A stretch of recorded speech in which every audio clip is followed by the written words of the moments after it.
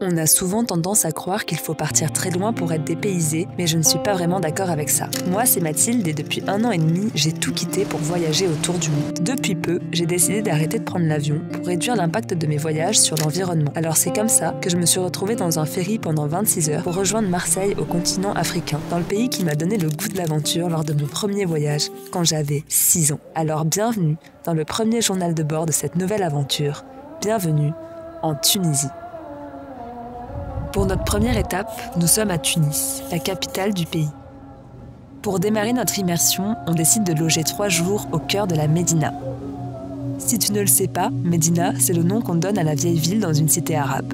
On y trouve souvent des rues étroites, des souks animés, et je crois qu'on n'aurait pas pu rêver mieux que la Médina de Tunis pour s'imprégner de l'ambiance du pays. Ici, les ruelles sont vêtues de pavés. Les murs sont blancs, sublimés par plusieurs portes de couleurs. Du bleu, du jaune et même parfois du violet. Ces couleurs donnent beaucoup de charme et une ambiance unique à ce quartier. Une multitude de chats se trouvent dans les rues, alors on passe du temps à les caresser, même si je vais pas te mentir, on a envie de tous les adopter. Bien sûr, au cœur de la Médina, on explore le souk, un marché traditionnel où on trouve de tout. Des vêtements, des babouches, des objets artisanaux, des tapis, des épices, des fruits secs, des pâtisseries. Ici, les couleurs, les sons et les odeurs se mélangent, ce qui en fait un endroit unique et intense.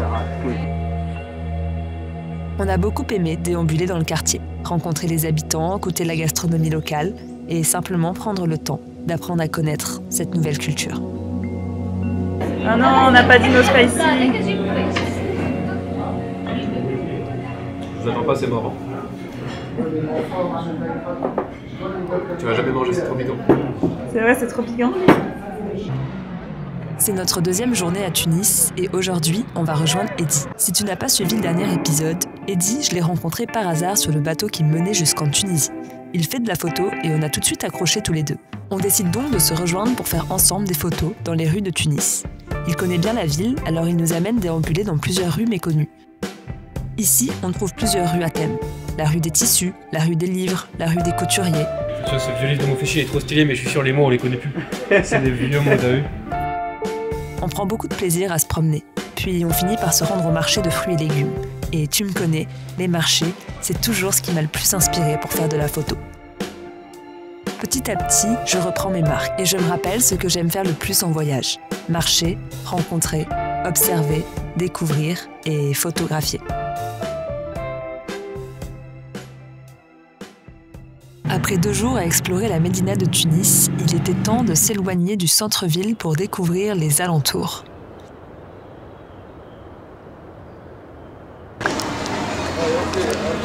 On va faire dans le désert. Bon, première étape, prendre un taxi en Tunisie. Faut savoir qu'ici, quand c'est vert, ça veut dire qu'il y a quelqu'un, et quand c'est rouge, ça veut dire que c'est libre. À Lovina, à droite de l'aéroport, tu vois. Et on peut venir? Bon les amis, opération taxi réussie. On est avec Karim. Salam, ça va? Salut, ça va? Merci. On a enfin trouvé le taxi. J'ai une question, Karim. D'habitude, là, quand il y a des gens dans les taxis, alors qu'il y a la lumière qui est verte, Oui, ça veut dire que vert, il y a du monde, et rouge, c'est libre. oui. Ok, c'est ça. Le contraire pour toi, hein? Ouais, c'est le contraire pour nous, ouais, c'est ça. Nous voilà en route pour rejoindre notre ami Eddy. Bonjour le vlog. Bonjour le vlog. Je suis toujours fascinée comme en voyage, de simples inconnus deviennent rapidement des points de repère. Après le repas, on prend la route vers Sidi Bou Saïd, un petit village à 20 km de Tunis, perché sur une falaise au-dessus de la mer. On y trouve des maisons blanches et bleues, plein de boutiques de souvenirs, des chats et le fameux café des délices dont parle Patrick Bruel dans sa musique.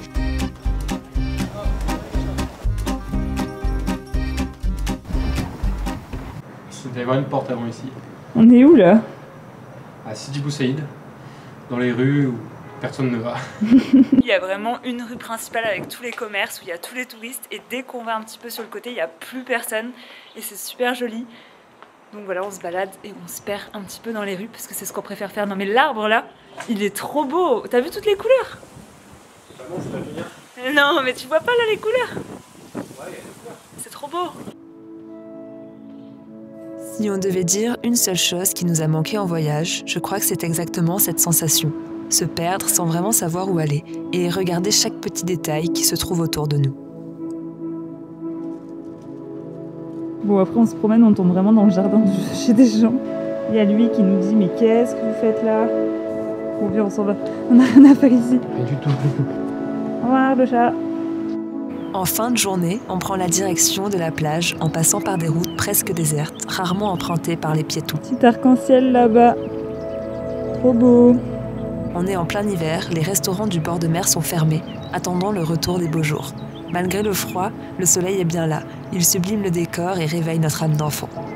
Bon, je pense que les images parlent d'elles-mêmes, mais à ce moment-là, on était vraiment très heureux d'être de retour en voyage. On s'apprête à quitter Tunis après 2 jours et demi ici. On va prendre notre premier bus en Tunisie. Ouais, il paraît que c'est folklorique de prendre un bus en Tunisie. Et toi qui es stressé des bus, comment tu te sens aujourd'hui? Là, pas trop stressé parce qu'il n'y a que 1 heure de trajet. Et les derniers bus, en général, ils partent à 16h. Donc, je pense que ça va le faire, tranquille. Faut juste trouver la gare des bus. Tu sais pas où aller? Bah non, il y en a plusieurs. Bon, on va voir alors. Ok, c'est parti, on va quitter cette petite chambre. En vrai, je suis un peu triste parce qu'elle était trop mignonne avec cette mosaïque là. C'est vrai qu'elle est belle, la chambre. Ouais. Pas très isolée, mais plutôt belle. Franchement, elle était trop bien. Juste là, c'est tout ouvert. Et du coup, on dormait un peu dans le hall. Mais après, le hall est quand même beau.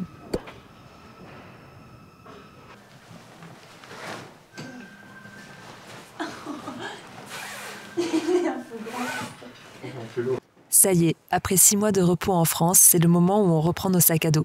On ne sait pas vraiment où on va et encore moins comment, mais plus que jamais, on se sent prêt pour l'aventure. On était dans la file des bus pour aller à Bizerte et on a demandé à la dame derrière nous c'était quoi la différence entre le bus et le louage. Le louage c'est des espèces de mini-van et le bus c'est un bus.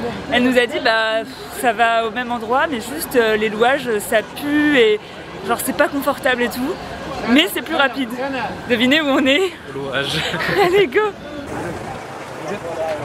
Oui, monsieur, tu peux monter ici. Bizerte, Oui. Celui-là, il va à Bizerte? Oui.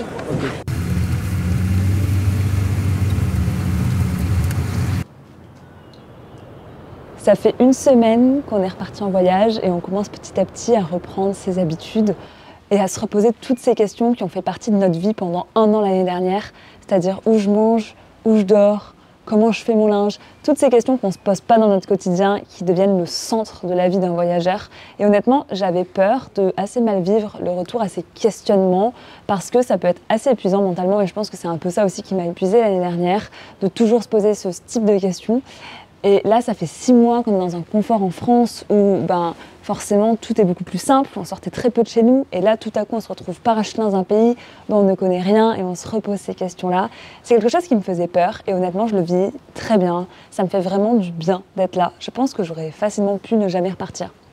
Je me suis longtemps posé la question si j'allais repartir honnêtement parce que j'étais dans un confort qui fait que je ne savais pas en fait si je voulais vraiment le retour à cette vie-là de nomade et maintenant que j'y suis je me dis que c'était quand même la bonne décision de repartir parce que je me sens tellement bien en fait. J'avais oublié cette sensation de découverte, d'émerveillement et pour être tout à fait transparente, je l'avais perdue pendant mon voyage en Asie. Je n'arrivais plus à être émerveillée devant les choses que je voyais.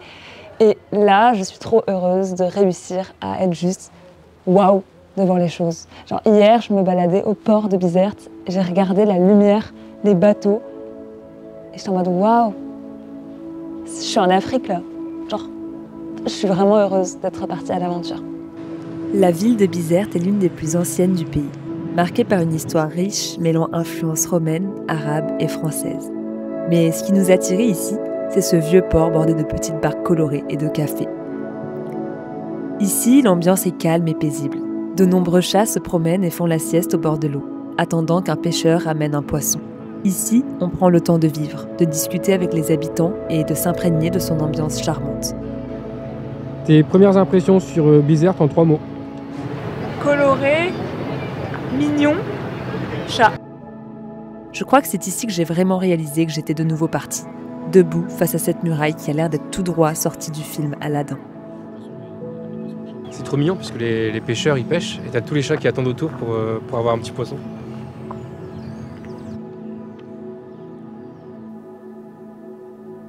Ces 2 jours ici nous ont fait beaucoup de bien, dans le calme et la plénitude, avant de rejoindre notre prochaine destination.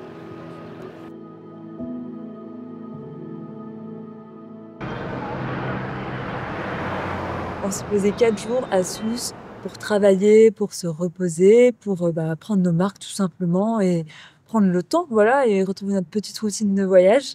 Je suis allée chez le dentiste. J'ai hyper mal à la joue là depuis qu'on est arrivé en Tunisie et je savais pas ce que c'était et du coup je suis allée chez le dentiste et en fait c'est des aftes, mais des aftes les gars, c'est des aftes, ils sont hyper gros.